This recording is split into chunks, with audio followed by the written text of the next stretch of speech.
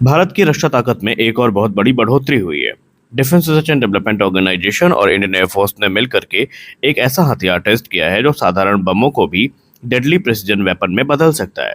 इसका नाम है टैक्टिकल एडवांस्ड रेंज ऑगमेंटेशन, यानी कि तारा।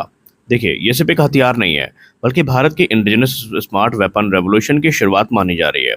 और सबसे बड़ी बात, यह सिस्टम कम लागत में दुश्मन के टारगेट को बेहद सटीकता से तबाह कर सकता है। तो आईने हिंदी के एक नए एपिसोड में आपका स्वागत है।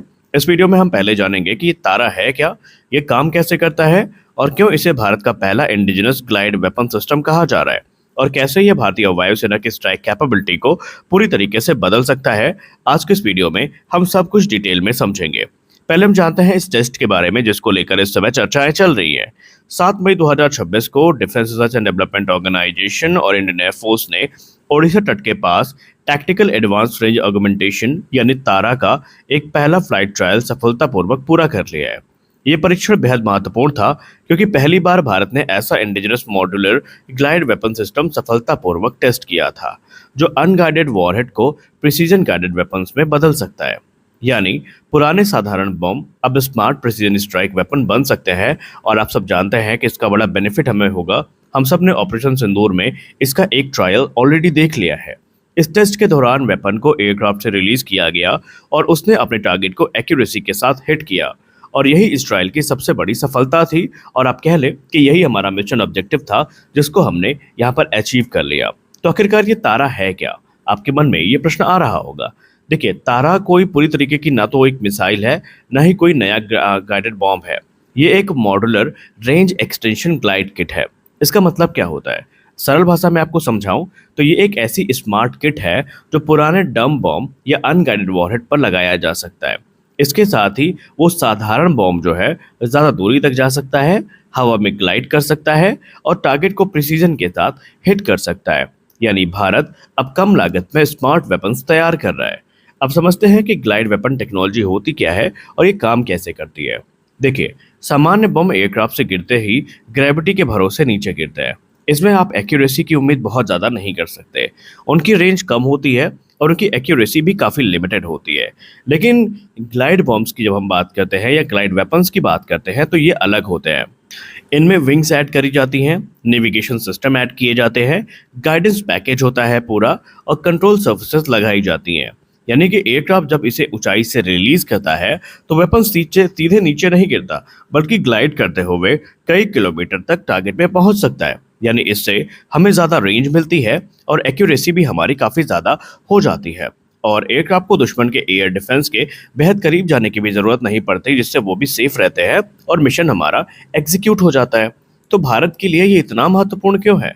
देखिए, तारा भारत के लिए एक बहुत बड़ी उपलब्धि है क्योंकि अब तक प्रिसीजन ग्लाइड वेपन्स के लिए भारत काफ़ी हद तक फॉरेन टेक्नोलॉजी पर निर्भर था। और बताने की ज़रूरत नहीं है कि हमने कौन कौन से बॉम्ब एक्वायर किए कारगिल वॉर से लेकर आज तक। लेकिन अब indigenous guidance system, indigenous electronics और इंडियन इंडस्ट्री बेस्ड प्रोडक्शन के जरिए भारत खुद ऐसे वेपन्स बना सकेगा।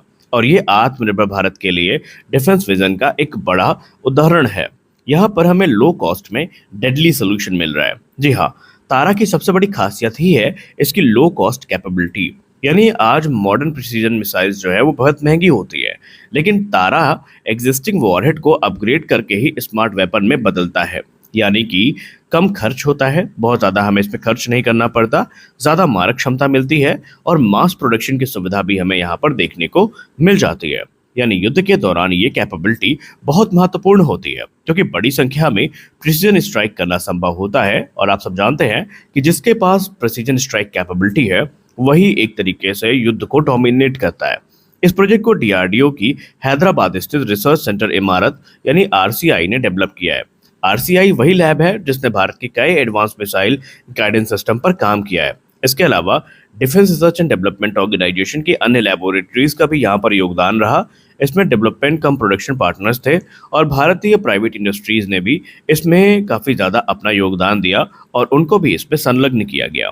और सबसे महत्वपूर्ण बात तो ये है कि प्रोडक्शन एक्टिविटी पहले ही शुरू हो चुकी है। यानी सिर्फ यहाँ प्रोटोटाइप नहीं बना है, बल्कि ऑपरेशनल डिप्लॉयमेंट की दिशा में भी ये सिस्टम लगातार बढ़ रहा है और इसके टेस्ट जो है इस बात का प्रमाण है। तो इससे इंडियन एयरफोर्स को क्या फ़ायदा? सबसे बड़ा मेन मुद्दा यही है। देखिए, इंडियन एयरफोर्स को इससे एक नहीं बल्कि कई फ़ायदे हैं। पहली बात करते हैं, तारा आने के बाद इंडियन एयरफोर्स को कई टैक्टिकल एडवांटेजेस मिलेंगे, जिसमें से सबसे पहला है stand of attack capability. Fighter jet दुश्मन के एयर डिफेंस की रेंज से बाहर रहते हुए भी अटैक कर सकेंगे। आमतौर पर जब हम जो इस तरह के फ्री फॉल बॉम्ब्स गिराते हैं तो उसके लिए हमें टारगेट के बहुत नज़दीक जाना पड़ता है, और ऐसे में जो एनिमी सैम सिस्टम होते हैं हम उनकी नज़र में आते हैं और फिर एयरक्राफ्ट लॉस और पायलट की जान को भी खतरा होता है। लेकिन ये बॉम्ब हमें एक long range stand of capability देगा, जिससे हम सेफर डिस्टेंस से ही इनको ड्रॉप कर सकेंगे। दूसरा, ग्रेटर प्रिसीजन। टारगेट को ज़्यादा एक्यूरेसी से डिस्ट्रॉय किया जा सकेगा। जाहिर सी बात है, गाइडेंस किट पूरी लगी है तो एक्यूरेसी एक नॉर्मल बॉम्ब की तुलना में ज़्यादा ही होने वाली है। तीसरा, लो कॉस्ट वॉरफेयर। मैंने पहले भी कहा कि महंगी मिसाइल्स की तुलना में ये कम लागत वाले होंगे और बड़ी संख्या में हम इनको खरीद पाएंगे, तो जिससे कि हमारा जो युद्ध के लिए एक एक्सपेंस है वो भी थोड़ा कम होगा। चौथा, एग्जिस्टिंग बॉम्ब्स का अपग्रेड। अब यहाँ पर जो पुराने स्टॉक पाइल हमारे पास पड़े हैं उनको भी अब हम स्मार्ट बॉम्ब्स में कन्वर्ट कर सकते हैं इन किट्स की सहायता से। तो ऐसे में हमारे वो जो कन्वेंशनल बॉम्ब थे अब वो भी एक घातक प्रिसीजन वेपन का रूल ले सकते हैं। अब फ्यूचर पॉसिबिलिटीज पे भी चर्चा करना जरूरी है। एक्सपर्ट्स मानते हैं कि भविष्य में तारा फैमिली के कई वेरिएंट विकसित किए जा सकते हैं, जैसे कि लॉन्गर रेंज वर्जन हो गए, एंटी बंकर वेरिएंट हो गए या जिसको आप बंकर बस्टर भी कहते हैं, एंटी रनवे सिस्टम हो गए जो एनिमी के रनवेज को तबाह कर सकते हैं, और नेटवर्क सेंट्रिक जो गाइडेंस अपग्रेड हैं वो भी हमें देखने को मिल सकती हैं। और ये भी संभव है कि आने वाले भविष्य में तारा बॉम्ब जो है वो किसी एक प्लेटफॉर्म तक सीमित ना रहे, बल्कि आने वाले भविष्य में ये सुखोई 30 MKI, तेजस मार्क 1 अल्फा, तेजस मार्क 2 इनमें भी देखने को मिले, जैगुआर में भी देखने को मिले, और राफेल जैसे विमानों में भी ये इंटीग्रेट किया जा सकता है। इससे भारत ने एक स्ट्रेटेजिक मैसेज भी हमारे दुश्मनों को कन्वे किया है। इस टेस्ट ने दुनिया को ये बड़ा संदेश दिया है कि भारत अब सिर्फ मिसाइल नहीं बना रहा, बल्कि मिसाइल के साथ साथ जो एडवांस प्रिसीजन वॉरफेयर इकोसिस्टम है इनको भी तैयार किया जा रहा है। और ये कैपेबिलिटी भविष्य के नेटवर्क सेंट्रिक वॉरफेयर में बहुत महत्वपूर्ण होने वाली है, विशेषकर ऐसे समय में जब मॉडर्न बैटलफील्ड में precision strike, stand of weapon और लो कॉस्ट स्मार्ट म्यूनिशन सबसे ज्यादा महत्वपूर्ण बन चुके हैं। तो कुल मिलाकर तारा सिर्फ एक ग्लाइड वेपन सिस्टम नहीं है, ये भारत की इंडिजिनस स्मार्ट वेपन कैपेबिलिटी में एक बड़ी जीत है, जहां पर हमने कम लागत में ज्यादा प्रिसीजन अचीव करी है। इंडिजिनस टेक्नोलॉजी का ये कॉम्बिनेशन भारतीय वायुसेना की स्ट्राइक पावर को एक नई ऊंचाई देने वाला है। तो अब देखने वाली बात होगी कि इसका ऑपरेशनल इंडक्शन कब तक होता है, कौन कौन से विमान इसे इनिशियली कैरी करेंगे और फ्यूचर वेरिएंट्स कितने एडवांस होंगे। लेकिन एक बात तो साफ है कि भारत अब तेजी से स्मार्ट प्रिसीजन वॉरफेयर एरा की तरफ बढ़ रहा है। तो आपको क्या लगता है, क्या तारा भविष्य में भारतीय वायुसेना का गेम चेंजर वेपन बन सकता है? अपनी राय आप कमेंट सेक्शन में जरूर बताएं। वीडियो पसंद आई हो तो इसे लाइक करें, शेयर करें, और ऐसे डिफेंस अपडेट्स के लिए चैनल को सब्सक्राइब करना बिल्कुल भी मत भूलें। मिलते हैं अगले वीडियो में, तब तक के लिए जय हिंद।